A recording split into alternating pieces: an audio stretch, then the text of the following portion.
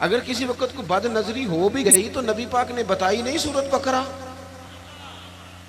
हम कमजोर पड़ जाए और जी तेनों किसी ने कुछ किया है, अब कोई तो दुश्मन होता ही है ना, सारी रात बंदा अपने शरीका बरादरी पे शक करके गुजार देता है।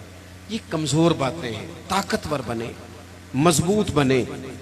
जितनी जंगें मुसलमानों ने जीती बदर से लेकर करबला तक, इनका पस मंजर आप कभी देखें। 313 मुसलमान मुकाबले में 1000 से ज्यादा का लश्कर। नहीं, आपकी ज्यादा तवज्जो नहीं है मेरी बात पर।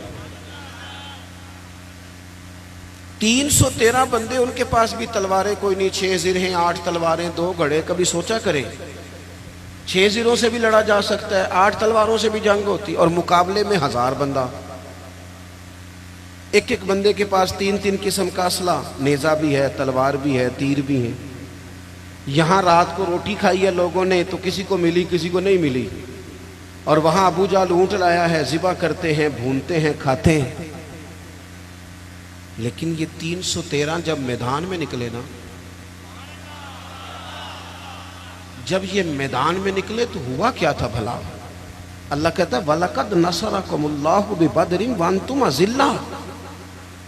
मोमिनो, तुम कमजोर थे लेकिन फिर रब ने तुम्हारी मदद फरमाई। इस मदद की जरूरत है, इस मदद की।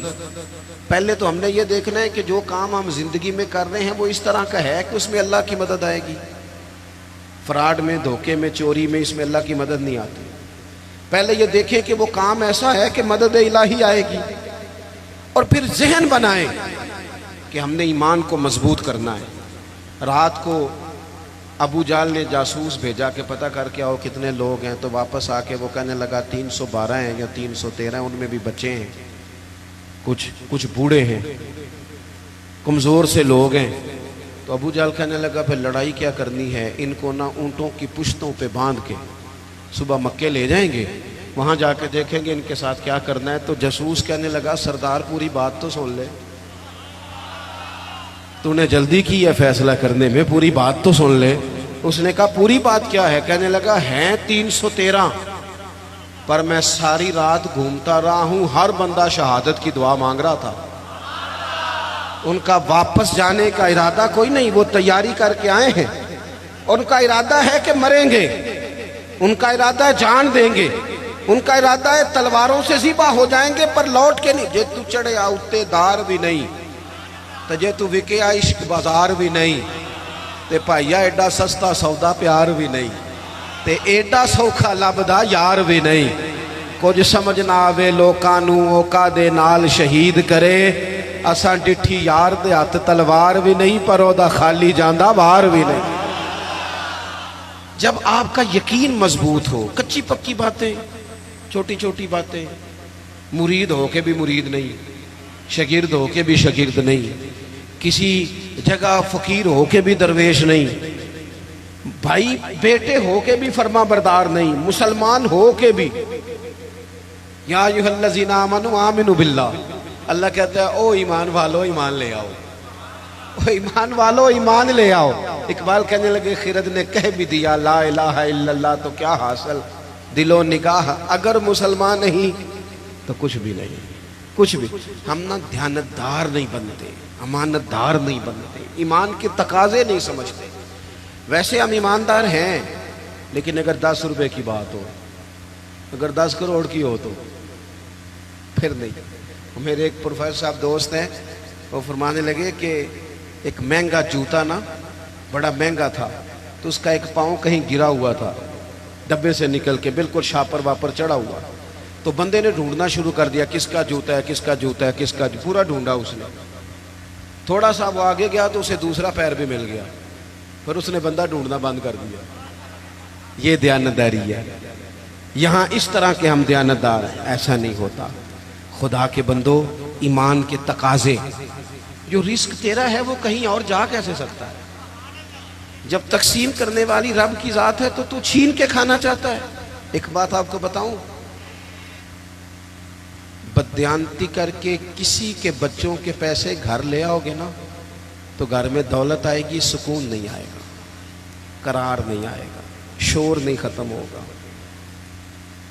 रोटी भी मिलेगी, एसी वाला कमरा भी मिलेगा, पर नींद जब ही आती है जब खुदा चाहे, आती नहीं। एक तो ईमानदार, फिर वामिलु सालिहात, जिंदगी सालेहीन वाली, नेक लोगों वाली। नेकी से मुराद क्या है? मेरा नमाज पढ़ना। नमाज तो एक जुज़ है नेकी का।